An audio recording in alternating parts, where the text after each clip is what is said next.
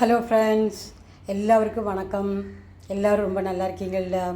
இன்றைக்கி நம்ம நெத்திலி கருவாடு வச்சு எப்படி சம்மந்தி செய்யலான்னு பார்க்கலாம். அதுக்கு ஒரு கப்பு நெத்திலி ஒரு மணி நேரம் தண்ணியில் போட்டு நல்லா கழுகி அதில் உள்ள முள்ளெல்லாம் எடுத்து வச்சுக்கிடணும். காரணம் குழந்தைகளுக்கும் சாப்பிடலாம், அதனாலேயாக்கும். ஒரு 5-6 சின்ன வெங்காயம், கொஞ்சம் கருவேப்பிலை, 3 வத்தல் மிளகா வத்தல், ஒரு சுண்டைக்காய் சைஸில் புளி வேணும், ஒரு கப்பு தேங்காய், கொஞ்சம் போல் ஜீரகம், பின்ன நம்ம தேங்காய் எண்ணெய் 2 ஸ்பூன் தேங்காய் எண்ணெய் வேணும், உப்பு தேவையான அளவு உப்பு வேணும். இனி இது எப்படி செய்யலான்னு பார்க்கலாம்.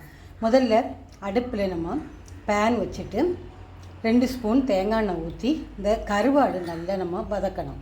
அதுக்கு பிறகு ஒன்றா போடணும். தேங்காயும் ஜீரகமும், பின்ன வெங்காயம், பின்ன மிளகா வத்தல், கருவேப்பிலை, புளி, பின்ன உப்பு எல்லாம் போட்டு நம்ம அடுப்பில் போட்டு நம்ம நல்லா வதக்கணும் செய்யலாம். இப்போ நம்ம அது எப்படி பண்ணலான்னு பார்க்கலாம்.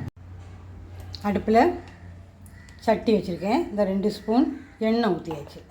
அதுக்கு பிறகு நம்ம இந்த கருவாடை போடணும். கருவாடை போட்டு நல்லா வதக்கணும்.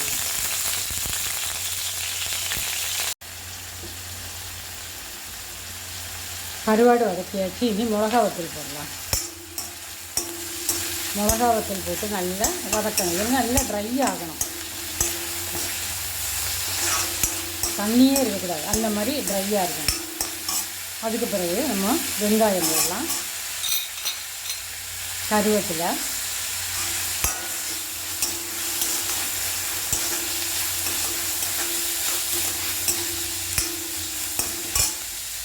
தேங்காய், தேவையான அளவு உப்பு, கடைசியில் நம்ம புளியும் கூட போடலாம். இது நல்லா வதங்கி வரட்டும்.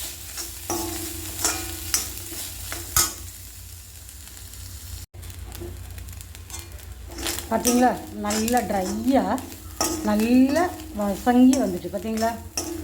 இனி நம்ம ஸ்டவ் ஆஃப் பண்ணிவிட்டு இது நல்லா ஆறின பிறகு இதை நம்ம மிக்சியில் போட்டு நல்லா திரித்து வச்சிடணும்.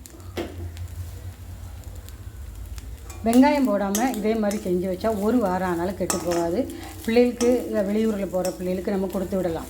1 மாதம் ஆனாலும் கெட்டு போகாது வெங்காயம் போடலைன்னா. அப்படியே இருக்கும் நல்லா. ஆனால் ட்ரையாக இருக்கணும், நல்லா ட்ரையாக, கொஞ்சம் கூட தண்ணி இல்லாமல் நம்ம இதே மாதிரி பிள்ளைகளுக்கு இந்த கருவாடு சம்மந்தி நம்ம செஞ்சு கொடுத்து விடலாம். பார்த்தீங்களா, நல்லா ஆறிட்டு இனி நம்ம இதில் தேவையான அளவு உப்பும் சேர்த்து மிக்சியில் போட்டு திரித்து எடுத்துடலாம். பார்த்தீங்களா, நல்ல டேஸ்டான நெத்திலி கருவாடு சம்மந்தி ரெடி ஆகிட்டு. இது சாம்பார் கூட, ரசம், சாம்பார், இப்போ இது பழைய சோறுக்கெலாம் இது ரொம்ப டேஸ்ட்டாக இருக்கும். நீங்களும் இதே மாதிரி செஞ்சு பாருங்கள். செஞ்சு பார்த்துட்டு எப்படி இருக்குன்னு சொல்லுங்கள். இந்த வீடியோ பிடிச்சிருந்தா லைக் பண்ணுங்கள், ஷேர் பண்ணுங்கள். இதுவரை சப்ஸ்கிரைப் பண்ணாதவங்க சப்ஸ்கிரைப் பண்ணுங்கள். சப்ஸ்கிரைப் பண்ண எல்லாருக்கும் ரொம்ப நன்றி.